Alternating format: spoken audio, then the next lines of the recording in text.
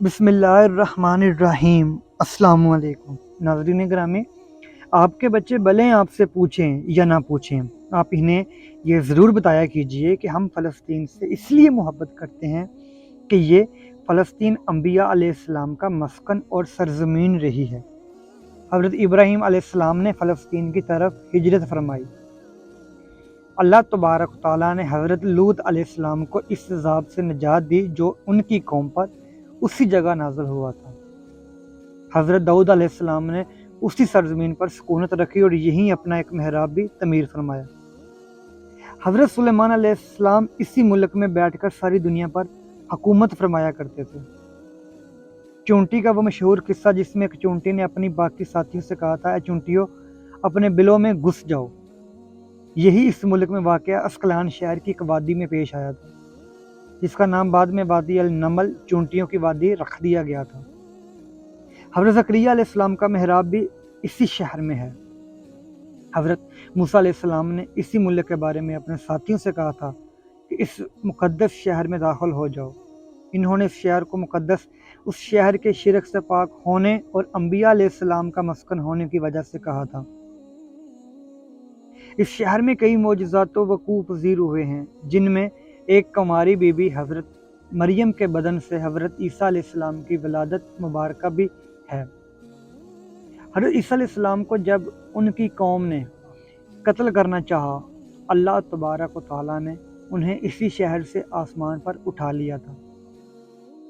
ولادت کے بعد جب عورت اپنی جسمانی کمزوری کی انتہا پر ہوتی ہے، ایسی حالت میں بی بی مریم کا کھجور کے تنے کو ہلا دینا بھی ایک معجزہ الہی ہے۔ قیامت کی علامات میں سے ایک حضرت عیسیٰ علیہ السلام کا زمین پر واپس تشریف اسی شہر کے مقام سفید مینار کے پاس ہوگا۔ اسی شہر کے ہی مقام باب لد پر حضرت عیسیٰ علیہ السلام مسیحی دجال کو قتل کریں گے۔ فلسطین ہی ارض محشر ہے۔ اسی شہر سے ہی یاجوج و ماجوج زمین میں قتال اور فساد کا کام شروع ہوگا۔ اس شہر میں وقوع پذیر ہونے والے قصوں میں سے قصہ طالوت اور جالوت کا بھی ہے۔ فلسطین کو نماز کی فرضیت کے بعد مسلمانوں کا قبلہ اول ہونے کا اعزاز بھی حاصل ہے۔ ہجرت کے بعد حضرت جبریل علیہ السلام دوران نماز ہی حکم ربی سے آقا علیہ السلام کو مسجد اقصیٰ فلسطین سے بیت اللہ کعبہ مشرفہ مکہ مکرمہ کی طرف رخ کرا کر گئے تھے۔ جس مسجد میں یہ واقعہ پیش آیا وہ مسجد آج بھی مسجد قبلتین کہلاتی ہے۔ حضور اکرم صلی اللہ علیہ وسلم معراج کی رات آسمان پر لے جانے سے پہلے مکہ مکرمہ سے بیت المقدس فلسطین لائے گئے۔ سرکار دو عالم صلی اللہ علیہ وسلم کی اقتداء میں انبیاء علیہ السلام نے یہاں نماز ادا فرمائی۔ حضرت اس طرح فلسطین ایک بار پھر سارے انبیاء کا مسکن بن گیا۔ سیدنا ابو ذر کہتے ہیں کہ میں نے رسول اللہ صلی اللہ علیہ وسلم سے عرض کیا کہ زمین پر سب سے پہلی مسجد کون سی بنائی گئی؟ آپ نے فرمایا کہ مسجد الحرام یعنی خانہ کعبہ۔ میں نے عرض کیا کہ پھر کون سی مسجد بنائی گئی؟ تو آپ نے فرمایا کہ مسجد الاقصیٰ یعنی بیت المقدس۔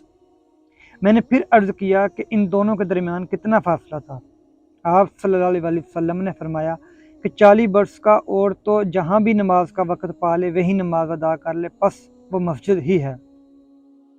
وصال حبیبنا صلی اللہ علیہ وسلم کے بعد حضرت ابو بکر رضی اللہ تعالیٰ عنہ کو ارداد کے فتنہ اور دیگر کئی مشاکل سے نمٹنے کے لیے عسکری اور افرادی قوت کی اشد ضرورت کے باوجود بھی ارض شام فلسطین کی طرف آپ صلی اللہ علیہ وسلم کا تیار کردہ لشکر بھیجنا بھی ایک ناقابل فراموش حقیقت ہے۔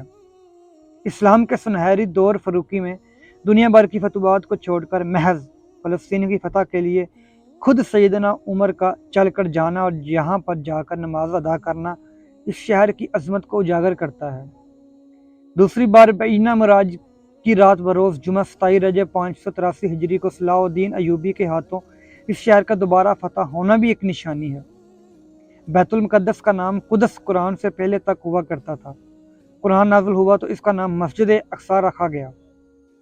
قدس اس شہر کی اس تقدیس کی وجہ سے ہے جو دوسرے شہروں سے ممتاز کرتی ہے۔ اس شہر کے اصول اور اسے رومیوں کے جبر و استبداد سے بچانے کے لیے 5000 سے زیادہ صحابہ کرام رضوان اللہ علیہ اجمعین نے جامع شہادت نوش کیا اور شہادت کا باب آج تک بند نہیں ہوا، سلسلہ ابھی تک چل رہا ہے۔ یہ شہر اس طرح شہیدوں کا شہر ہے۔ مسجد اقصیٰ اور بلاد شام کی اہمیت بالکل حرمین شریفین جیسی ہے۔